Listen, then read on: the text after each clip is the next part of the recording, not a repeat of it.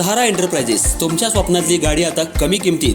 इचलकरंजी शहरालगत असलेल्या कबनूर चंदूर रोडवर कोन्नूर पार्कमधल्या सहारा एंटरप्राइजेस इथं पश्चिम महाराष्ट्रातली विविध बँका आणि फायनान्स कंपन्यांनी जप्त केलेल्या जुन्या दुचाकी आणि चारचाकी गाड्यांची विक्री केली जाते.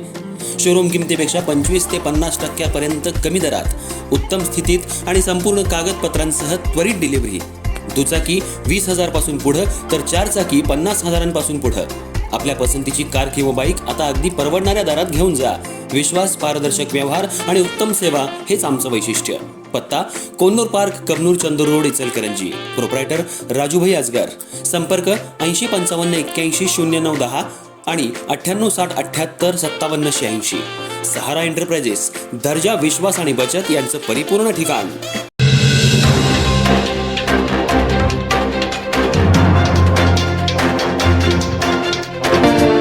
हातकणंगले तालुक्यातल्या तारदाळ इथं जेके नगर परिसरात स्थानिक गुन्हे अन्वेषण शाखेनं मोठी कारवाई करत गांजा विक्री करणाऱ्या जयवंत उर्फ बारक्या आनंदा गुरव वय 32 राहणार जेके नगर तारदाळ या तरुणाला ताब्यात घेऊन त्याच्याकडून तब्बल 5,84,000 रुपयांचा मुद्देमाल जप्त केलाय.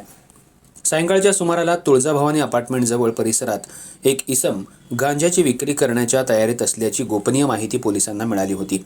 त्या माहितीच्या आधारे शहापूर पोलीस ठाणे अंतर्गत स्थानिक गुन्हे अन्वेषण शाखेच्या पथकानं तात्काळ हालचाल करत सापळा रचून छापा टाकला.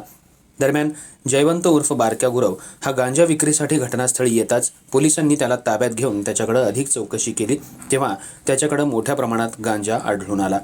या प्रकरणी त्याच्यावर अंमली पदार्थ प्रतिबंधक कायद्यान्वये शहापूर पोलीस ठाण्यात गुन्हा दाखल करण्यात आला असून त्याच्याकडून 3 किलो 720 ग्रॅम गांजा, MS09 EK 6727 क्रमांकाची चारचाकी, मोबाईल फोन आणि इलेक्ट्रॉनिक वजन काटा असा एकूण 5,84,000 रुपयांचा मुद्देमाल जप्त केलाय.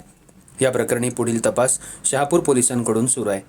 ही कारवाई स्थानिक गुन्हे अन्वेषण शाखेचे सहाय्यक पोलीस निरीक्षक सागर वाघ यांच्या मार्गदर्शनाखाली पोलीस उपनिरीक्षक शेष पांडुरंग मोरे तसंच पोलीस कॉन्स्टेबल रामचंद्र कोळी, रुपेश माने, विनोद कांबळे आणि सुरेश पाटील यांच्या पथकानं केली.